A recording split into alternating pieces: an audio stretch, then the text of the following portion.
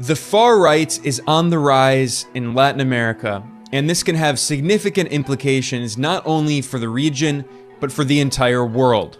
On the 19th of November, one of the most extreme politicians in all of Argentina won the presidential election.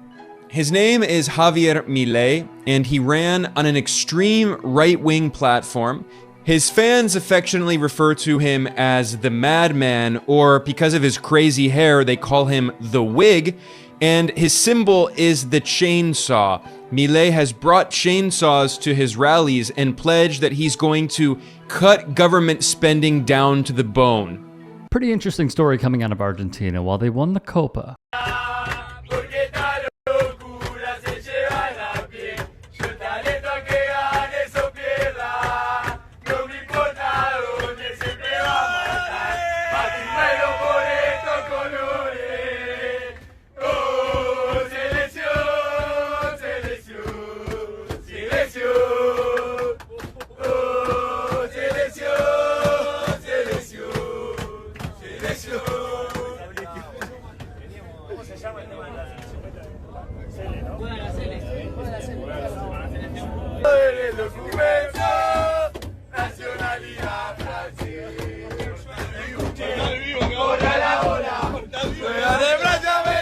recalled this video taken by Enzo Fernandez, a member of the national team and also on the roster of Chelsea Football Club in the Premier League. There is no doubt that this chant that he and other members of the national team sang was full of racism and homophobia.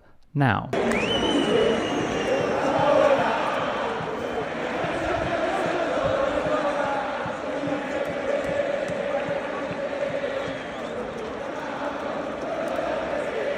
what you just saw were fans of River Plate, Enzo Fernandez's former team. Thus, when they honored him and he put on his old kit, this is how the fans decided to celebrate him, by singing that very chant when he showed up.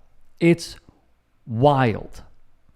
This came after Wesley Fofana, a black French footballer who shares the same club as Enzo Fernandez, called him out publicly.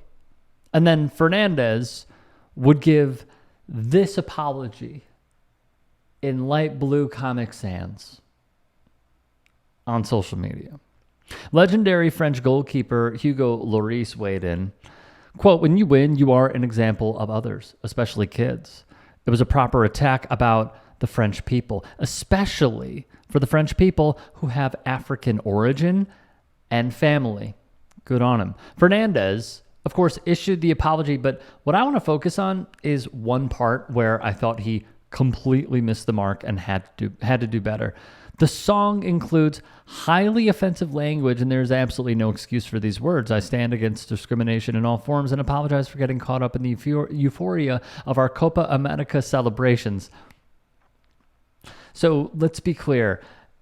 You were having too much fun, so you got caught up in it. And then in addition, you haven't said anything about the River Plate fans when they did this in your presence. A little odd, no? There has been radio silence from one notable figure, and that is the captain of the national team, Miami FC's Lionel Messi. And this is where we introduce this guy, Julio Garo, Argentina's undersecretary of sport. Per CNN, he said on Argentine radio that the national team's captain, the country's hero, a god, Lionel Messi, and Argentinian Football Association Pres, Claudio Tapia, should apologize, said this publicly. Tapia, as of this taping, has not done so. Neither has Messi. And that's where we introduce this guy.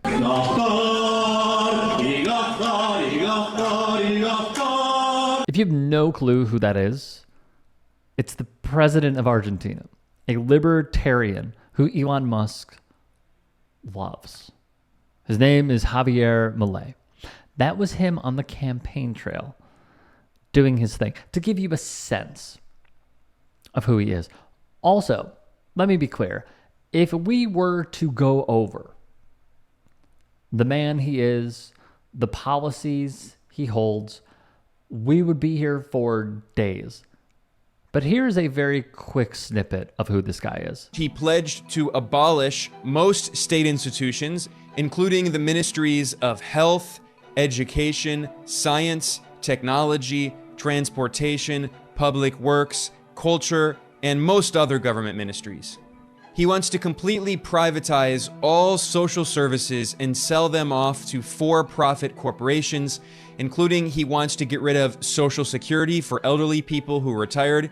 He wants to get rid of public healthcare and education, and everything will be run on a for-profit basis by corporations. In the same vein, Milei has pledged to break off diplomatic relations with China and also with Argentina's neighbor Brazil, and both of those countries happen to be the largest trading partners of Argentina, responsible for 35% of the country's trade. Argentine presidential candidate Javier Milei clarifies on Instagram post that he did not f his own sister. He also said that his sister, Karina Milei, would become the first lady of Argentina. Argentina just elected a new president who says he met his first dog while he was a gladiator in Rome 2,000 years ago, and that he now communicates with his 5 clone dogs through a mystic. Oh, and he also wants to legalize the organ trade, amongst lots of perfectly sane ideas. He has been asked if he would make a market for babies, because he draws a lot of inspiration from Rothbard, who did say that there should be an efficient market, like a free market for babies. He says he can speak to the dead. He wants to legalize the sale of children and human organs, abolish public health care, education, and transportation, abandon monetary sovereignty, and adopt the U.S. dollar. He says his dead dog Kona speaks to him from the afterlife and advises him on economic policy. Argentina was invited to join BRICS, but far-right President-elect Javier Milei has pledged to withdraw. The extremists boasted our geopolitical alignment is with the U.S. and Israel. We are not going to align with communists. That's the other part. He hates the deep, of course, ANCAPs, very deep hatred for any kind of demonstration of communism, which includes, but is not limited to, public health care. Shout out to Ben Norton of Geopolitical Economy Report and Hassan Piker, formerly of TYT. Again, just a snippet. So Milei saw the chatter around the national team, mainly with the man we just talked about, Julio Garo. And he decided to make a move on his own roster. The president's office said in a statement on Musk's Twitter, the office of the president reports that no government can tell what to comment, what to think, or what to do to the Argentine national team, world champion and 2-time American champion, or to any other citizen. For this reason, Julio Garo ceases to be Undersecretary of Sports of the nation. Because he stood, let's just be very clear about this. He stood in opposition to a racist and homophobic chant, even if it is members of your country's own national team. That means that you are no longer employed. That's what it means. Javier Milei saw this as an attack and also easily a political football, pardon the pun, to score points and get the easiest of easy wins.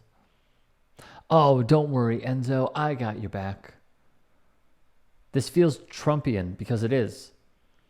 It is a way for those who may be seeking positions to bend the knee immediately, to not have any morals, lose scruples, and say, yeah, I endorse this. Even though tons of footballers have gone against Enzo.